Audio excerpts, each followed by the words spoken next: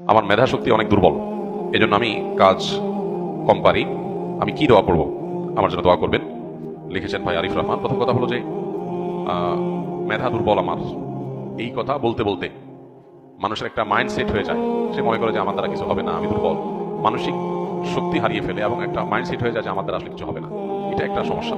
এই জন্য আল্লাহর ফজলে আল্লাহ তাআলা আমাকে অনেক তৌফিক দিয়েছেন। আমি অন্য অনেকের চাইতে আল্লাহর রহমতে বেশি ক্যাপাবল। আল্লাহ আমাকে অনেক যোগ্যতা দিয়েছেন, সেজন্য আল্লাহ শুকর আদায় করতে হবে।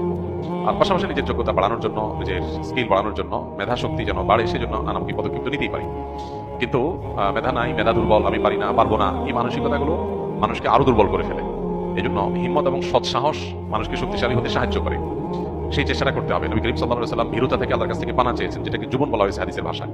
তো এটা একটা বিষয় আপনাকে খেয়াল রাখতে হবে। আর দ্বিতীয়ত হলো মেধা যেন বৃদ্ধি হয়, তার জন্য আল্লাহ তাআলার কাছে সাধারণভাবে দোয়া করতে হবে। আল্লাহ যেন আমার স্মৃতিশক্তি, বুদ্ধিমত্তা, আল্লাহ যেন আমার